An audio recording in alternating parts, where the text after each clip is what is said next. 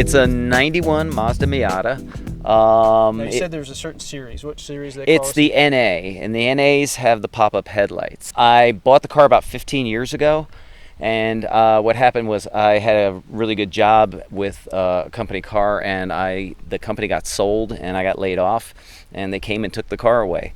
So I didn't want to feel demoralized, and I needed an inexpensive car, and I looked through the Sunday paper and found an ad in the paper, and went and talked to a man who was in his mid to late 70s, I guess, and he had had knee surgery and was walking with a cane. And he said that he couldn't get in and out of it anymore, but he loved it and hated to sell it. So I bought it and drove home and with the top down, and I think it was about 45 degrees, and I loved every minute of it. And I drove the hell out of it for years, and didn't think too much of it. I really wasn't into the whole Miata scene. So then my life changed, and it sat in the driveway for a while. My wife at one point, I think it had like 2 flat tires and the paint was peeling off, and my wife made the huge mistake of saying, you need to either fix that thing up or sell it. That was my cue to fix it up. So I ended up going to Mako just because I didn't know where to go to get a paint job. They gave me a price of about like $900, and everyone kind of warned me. They said, you could probably get a better paint job someplace else. My neighbor owns a body shop, like a real professional body shop, and I went over and I talked to him, and I brought him the quote, and I said, look, I'm not asking you to match this or beat this or anything, but this is what they want to charge me. Am I wasting my time? What would you charge me? And he said, whoa, I can't even do the paint for that. I didn't realize how expensive car paint is. So he said if I could leave it with him for about 6 months, he could do it for about $1,500, which I discovered is a really good price. He turned it over to a guy in his shop named Gary, who worked on it pretty much exclusively, off and on for that 6 months. And I would go over there and visit with him on a Saturday or Sunday, and he'd be, stripping the whole thing down. He stripped it down to bare metal, took the doors off, the hood off, the trunk off to repaint it, and did an absolutely beautiful job. And that set me on fire. And from that point on, I wanted new wheels and anti-sway bars and tires, and then I redid the interior. I put in all new upholstery, redid the dash, the console, put in a new steering wheel. One thing I really like about that model is there's no passenger side airbag. And since I replaced the steering wheel on the other side with a sports steering wheel, there's no airbag in that. Airbags are great, but I really don't want a 28-year-old airbag blowing off in my face if I hit something. And I try to not hit something.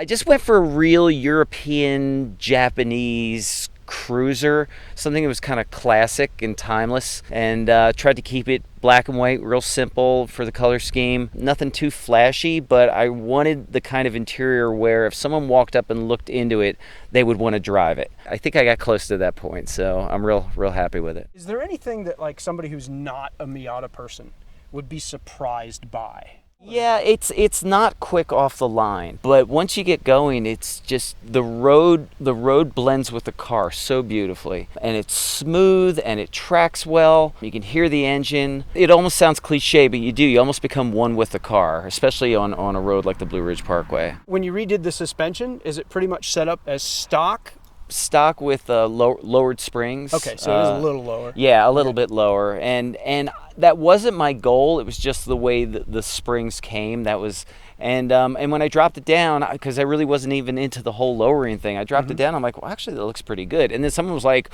whoa, you lowered your car, and I said, I guess I did. And the exhaust is just a Flowmaster DBX muffler that I put on. I had a muffler shop put it on. Sure. For me, and it sounds great.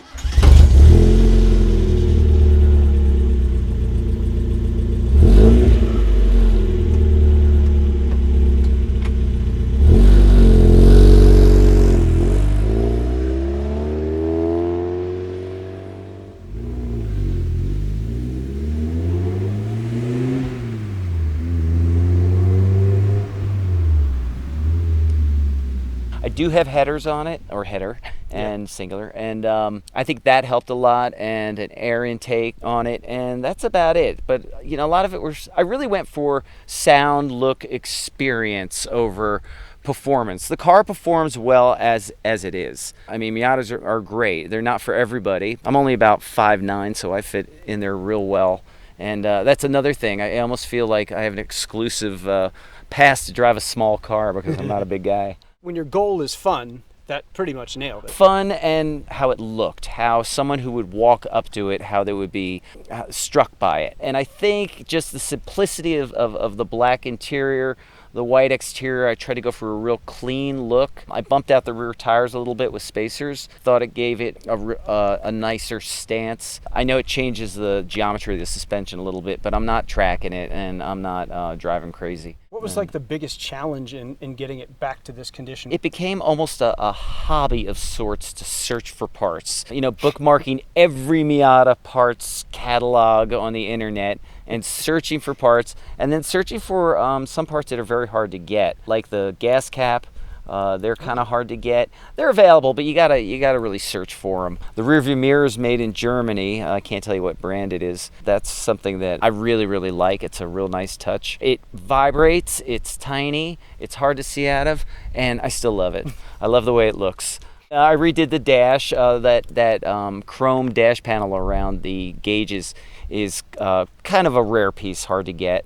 All the other little chrome stuff, the door window winders, that's another thing I like it. No airbags and manual wind windows. Really, Miata is, I've read that they say it's the last of the analog cars. Yeah. And I really believe that because everything went digital. Obviously it has fuel injection, but I mean, after that, everything went digital. I really do think of it as one of the last cars that was made in that fashion. It's a little bit raw, but it's a blast. You know, I always joke that Miatas don't get a lot of respect, you know, when you're out on the road. And as a matter of fact, I did get bullied on situations by giant pickup trucks. But when I got the antique plates for it, you can get antique plates at 25 years, and it's 28 years old. All of that stopped. People backed off. People started looking to try to see what kind of car it was. Why did it have antique plates? Because it certainly doesn't look like it's 28 years old. I get that comment. It looks like a brand new car. Yeah, that's a nice compliment. I had the seats custom made by a guy down in Florida. They're vinyl. I didn't want to go with leather just because, like I said, the rest of the interior is pretty much plastic and vinyl. I didn't want to shell out that much money without being able to see them first, and I wasn't sure exactly what I wanted. So I looked on the internet and like Google images of car seats, and I came across a Porsche from like the early 80s. I sent that picture to him and I said, "Can you do this?" And he said, "Sure, I can do it." They did a beautiful job, and the guy told me I was actually better off getting the vinyl. It'll last a lot longer, it'll hold up in the sun, that sort of thing. And it's not a Jaguar, it's not a Mercedes, it's not a Porsche. So I think that the vinyl actually kind of suits the car. Yeah. 3 weeks ago, we went down to the Moss Motor Fest. Moss is a manufacturer of parts for Miatas and as well as British cars. And they have a headquarters outside of Petersburg, Virginia. And I drove down with some friends in the Miata Club that I belong to, the Blue Ridge Miata Club. I showed it. The weather wasn't great and the turnout wasn't tremendous. But then the skies got kind of dark and we decided to drive home, leave kind of early. And we took off and headed back home. And I really didn't think about it. And about 2 weeks later, a package came on the front door. It's actually 2 boxes, and it was from Moss Motors. I was racking my brain because, you know, I ordered so many parts for this car. I could not remember for the life of me what I had ordered from Moss. And I opened it up, and there were 2 trophies. I had won first in my class and best in show for the Miatas, which I was absolutely shocked. I had no idea. I really didn't. It made me very proud because I kind of felt vindicated at all the work that I did on it, and my wife kind of chuckled, and it's nice to be recognized by your peers. You can't make a Miata more than it is. You know, it's a little lightweight, underpowered sports car. I just chose to acknowledge it for what it is and just try to make it as nice as I could.